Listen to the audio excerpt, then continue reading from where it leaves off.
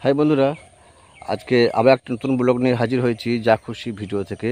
আমি তাপস। দেখতে পাচ্ছেন এখানে বেগুন চাষ করা রয়েছে। এখানে কিন্তু প্রচুর পরিমাণে বেগুন রয়েছে। তা তোমরা আমার সঙ্গে থাকো, দেখো আমি তোমাদের।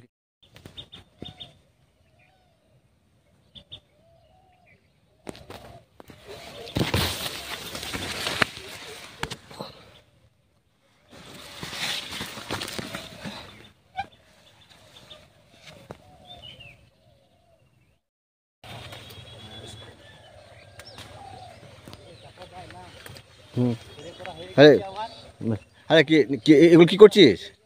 এখন এই পাতাগুলো ছাড়াইছি, মানে বয়স্ক পাতা তো এইগুলো আবার নতুন করে পাতা বেরোবে।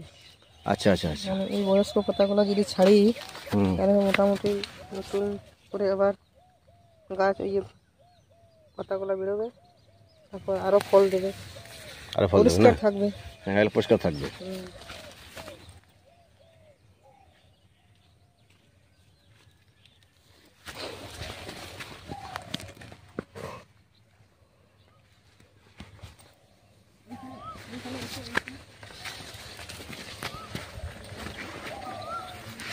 তো বন্ধু, তোমরা দেখতে পাচ্ছ এখানে একটা গাছে কিন্তু প্রচুর পরিমাণে বেগুন ধরে রয়েছে, মানে ফলন কিন্তু খুব ভালো হয়েছে।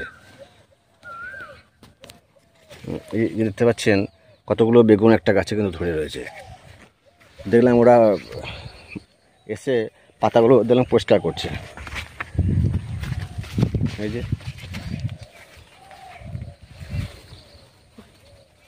বেগুনের size.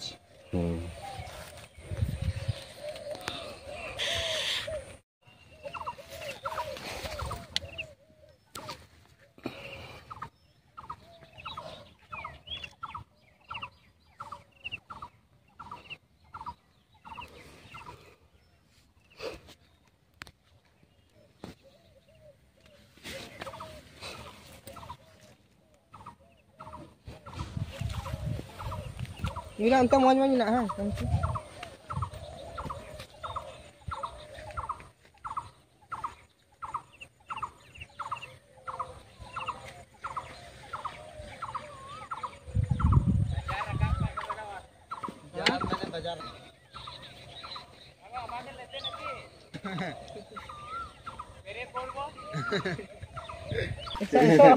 Giúp mấy nó ra mua là cao bộ bài.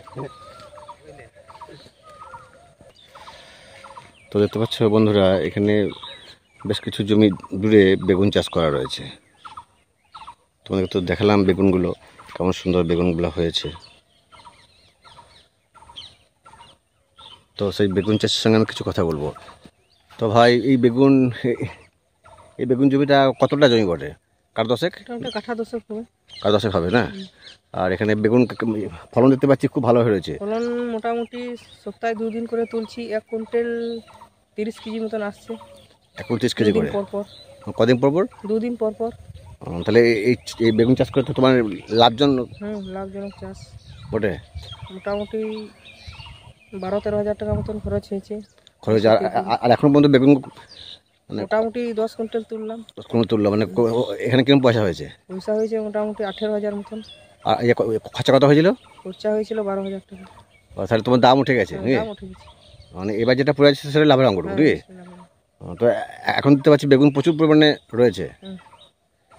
এখনো মোটামুটি বৈশাখ জ্যৈষ্ঠ মাস পর্যন্ত যাবে। বৈশাখ মাসে চলবে, বেগুন তোলা হবে। বেশ।